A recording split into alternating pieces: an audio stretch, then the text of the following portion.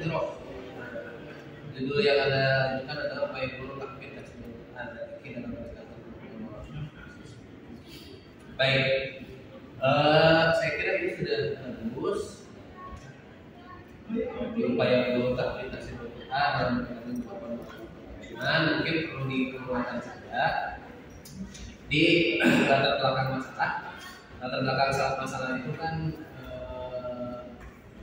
berbasis fenomena ya. Ini sudah disebutkan bahwa berdasarkan hasil wawancara masih berada di bawah 50%.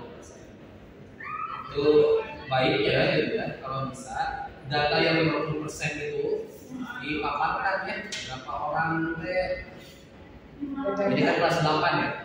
Kelas 8 itu berapa orang? Nah, dari dalam misalkan 30 orang. 30 orang berarti 50% dari 15. 15 itu seperti apa kondisinya? Ini data. Dan bukan berarti tidak percaya kepada gurunya, tetapi kan itu untuk memvalidasi pernyataan guru berdasarkan data yang ada, gitu ya. Kemudian, jadi kalau bisa dilacak itu kan wawancara dengan guru sudah kan, gitu ya. Kemudian tidak ditambah lagi data misalnya di rapor atau penilaian gitu, atau data ini. Kemudian diobservasi ketika setelah hafalan dilihat, bisa secara hafal berarti betul. Ya, jadi tinggal diperkuat lagi datanya, gitu, datanya berdasarkan. Jadi kalau bersifat nilai itu ya baiknya rupiah. Baik, selanjutnya terkait dengan rumusan masalah. Karena ini program beberapa Al-Quran itu sudah jelas, teknik, nggak usah ditanya lagi, gitu ya. Jadi untuk yang nomor 1 saya kira tidak perlu karena sudah ada narasikan sendiri dan sudah ada di judulnya, sudah tidak perlu ditanya lagi. Yang nomor 2, upaya guru silakan. Upaya guru takfid hasil Al-Quran dalam meningkatkan ya, hafalan, meningkatkan apa? Kemampuan yang terhapus, meningkatkan kemampuan berhafal. Kemudian apa faktor pendukung dan penambah? Oke. Kemudian bagaimana teknik evaluasi? Nah, kalau teknik evaluasi ini saya paham. Kalau tadi Pak Agus saya bingung. Kalau ini kan berarti evaluasinya apakah setelah hafalan, kan begitu ya? Apakah memang seperti apa teknik evaluasinya? Nah, cuma perlu ditambah lagi. Kalau sudah dilihat, kalau sudah tahu dievaluasi kan kita harus tahu, gitu ya. Apakah memang ada peningkatan atau tidak? Dampaknya bagaimana? Dampak. Kan sekarang upaya gurunya mau kita maksimalkan. Apakah ada perubahan atau tidak? Dampak dari upayanya. Ya, jadi dampak upaya guru takfid tasir dalam meningkatkan dampak atau hasil. Jadi tetap posisinya 4 ya. Hanya saja yang nomor 1 ditiadakan, nomor 2 jadi nomor 1, nomor 3 jadi nomor 2, nomor 4 jadi nomor 3, dan nomor 4 jadi rumusan masalah yang baru ya. Ya. Kemudian saya mah ini kerangka berpikir skemanya. Skema kerangka berpikir itu dia sudah gambarnya sudah bagus. Cuman begini, saya mau tanya penelitiannya sudah dilakukan belum? Ya, kan ada kan rumusan masalahnya apa faktor pendukung dan penghambat kan begitu ya? Tapi Anda sudah jawab sendiri itu di dalam kerangka berpikir. Kita ngapain ditanya yang sudah punya kok? Kemudian jadi faktor pendukungnya 1 internal eksternal. Ini yang mau kita cari nanti gitu. Dan nyaman acan. Ya, jadi Anda itu nanti faktor jadi yang akan Anda lakukan faktor pendukung internal ya. Karena tiap-tiap lokasi penelitian itu pasti berbeda. Faktor pendukung dan penghambat. Kalau fenomena kan sudah Anda tahu kan, fenomena sudah tahu kan, sudah melakukan penelitian pendahuluan. Nah, upaya guru itu upaya guru dalam meningkatkan hafalan Al-Quran. Teori upaya.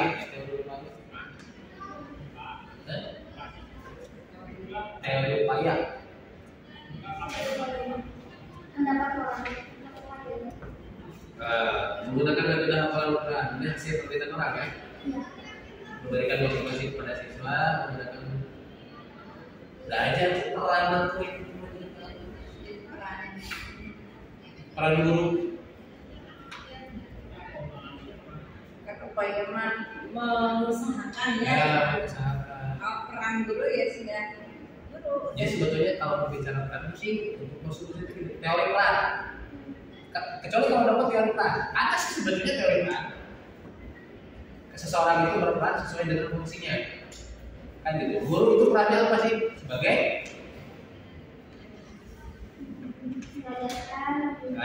tapi kalau upaya iya, kalau dapat misalkan upaya itu kan sebetulnya ada teorinya. Ada teori dari KBBI. Ya, usaha kan nanti biasanya usaha tadi usaha. Nah, ini usaha upaya. Jadi ketika saya menemukan judul upaya, biasanya udah langsung spesifik saja, misalkan dihilangkan upayanya, tetapi implementasi dengan metode apa? Itu sudah bentuk upaya sebetulnya, tapi spesifik. Jadi misalkan kalau taksir ya, penggunaan metode UMI dalam meningkatkan kemampuan taksir atau takfinnya, kan? Itu sebetulnya merupakan upayanya spesifik dengan menggunakan satu metode. Tapi kalau upayanya seperti ini, sangat-sangat luas. Gitu. Tetap oke lah, saya tantang saja. Saya tidak akan berubah menjadi peran, tetapi kalau mencari teori peran, teori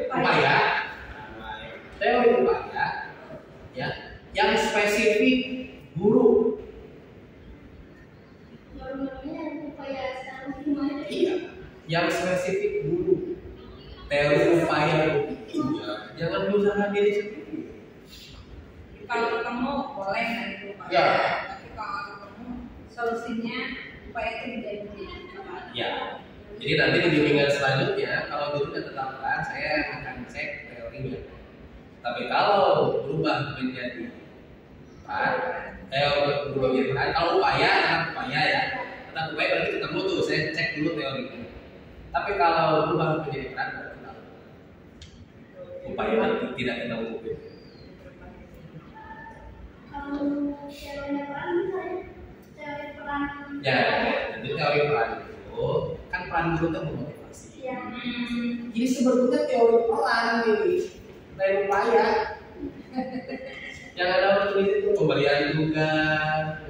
Kan guru itu kan sebagai pendidik, sebagai pengajar, sebagai pemotivasi, pemberi motivasi. Ada bagus tuh, ada sampai 7 deh beliau. Ya, teori peran itu.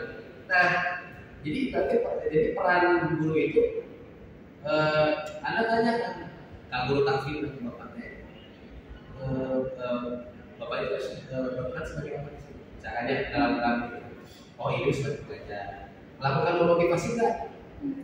Bisa wae kalau udah cara apa ada yang dimotivasi atau bicarakan kan bisa gitu. Jadi berarti dari jalan peran itu di dalamnya ada upaya. Ya. Ketika ada memotivasi ada upayanya. Bagaimana cara memotivasikan gitu? Hanya saja upaya itu harus nyantol kemana? Upaya apa? Nah, upaya misalkan upaya memotivasi. Memotivasi itu seperti langkah-langkah mengupayakan itu. Jadi saran saya, ya sebenarnya mau akan diomongin lain. Kalau atau mau diputuskan sekarang, kalau mau diputuskan sekarang sudah saja kita ganti peran dulu menjadi upaya. Hanya satu kata saja kesannya upaya peran. Upaya di peran. Berarti kalau ke penelitian tertentu nggak? Cari teori peran, tinggal dulu mas. Jadi yang diubah itu teorinya di kerangka berpikir, kemudian landasan teori, ya landasan teori juga diubah dengan upaya tapi teori peran.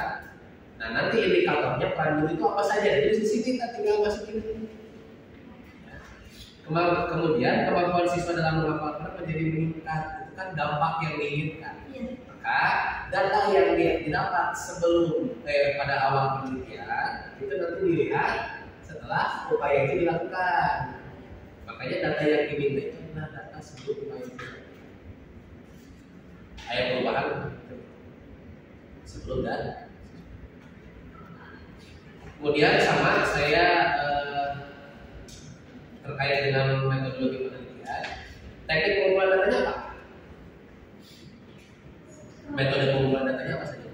Observasi, wawancara, dan Kenapa ada wawancara? Kenapa tidak? Kenapa beda dengan yang lain? Karena ada yang angkat ya. Kenapa pakai wawancara? karena dia langsung apa namanya jelas gitu. Bukan itu alasannya. Kenapa Anda tidak menggunakan angket, tidak menggunakan wawancara? Karena menggunakan pendekatan kualitatif. Nah sekarang tiba-tiba Anda sudah menggunakan datanya ini, tapi tidak disebutkan pendekatan kualitatifnya. Ada nggak? Metodenya? Nah, tambahkan sebelum metode pengumpulan data 3 paragraf. Sebelum ini ya, kan ini langsung aja. Tadi antara ini ada 3 paragraf. 1. Pendekatan penelitiannya apa? Kemudian metode penelitiannya apa? Jenis datanya apa? Sumber datanya apa? Yang terdiri dari primer dan sekunder. Kan mulai ya?